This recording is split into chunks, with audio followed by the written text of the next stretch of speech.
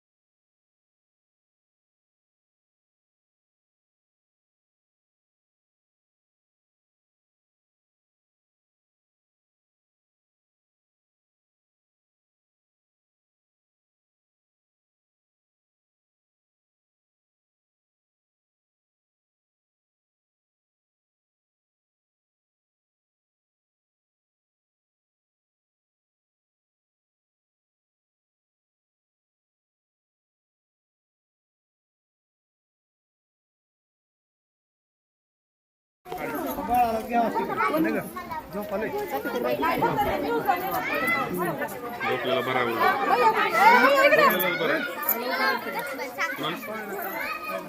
बघू ना नाही बसलेलं बेटर बसूनच गाणं लावलं. आज छत्रपती शिवाजी महाराज जयंतीनिमित्त महिलांनी काय होता उद्देश नेमका? नमस्कार, मी शिवानी परदेशी. आज तांबरी विभाग जिजामाता महिला मंडळ यांच्या वतीनं हा प्रथमतः शिवाजी महाराज जयंती यांच्या जयंतीनिमित्त हा कार्यक्रम होता. या महिलांनी खूप चांगल्या पद्धतीत हा कार्यक्रम घेतला. काही मुलांच्या लहान मुलांच्या प्रोत्साहन वाढवण्यासाठी त्यांनी त्यांचा सत्कार कार्यक्रमही घेतला. तसं नृत्य हे पण त्याची स्पर्धाही घेतली.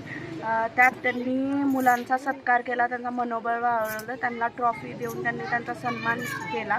आणि आज मला खूप आनंद होतो सांगताना की प्रथमतः तांबरी विभागात हा कार्यक्रम झाला आणि यासाठी खूप संख्येने महिलांनी त्यांना प्रतिसाद दिला. आणि एक आपण इतर रॅलीही काढली होती शिवजयंतीनिमित्त.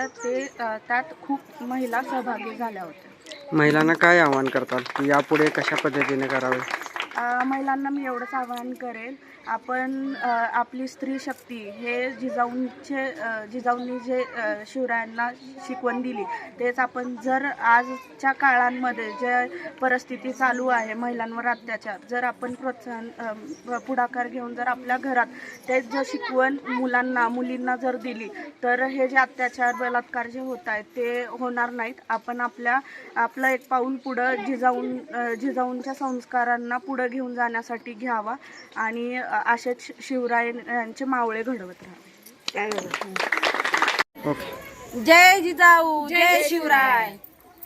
तांबरी विभागमध्ये महिलांनी प्रथम शिवजयंती साजरी केली आहे. ठीक आहे, काय सांगाल मग? आज प्रथमच आपण शिवजयंती साजरी केलेली आहे, महिलांना काय असेल? प्रत्येक महिलांनी शिवजयंती साजरी केली पाहिजे. कारण जिजाऊ मातेचे विचार पुढे नेण्यासाठी किंवा एखाद्या स्त्रीवर अत्याचार होत असेल तर ते थांबण्यासाठी जिजाऊचा विचार पुढे नेला पाहिजे. म्हणून सर्व महिलांनी मिळून शिवजयंती साजरी केली पाहिजे. गल्लोगल्ली असो किंवा शहरामध्ये असो, कुठंही असो, अशी शिवजयंती साजरी केली पाहिजे.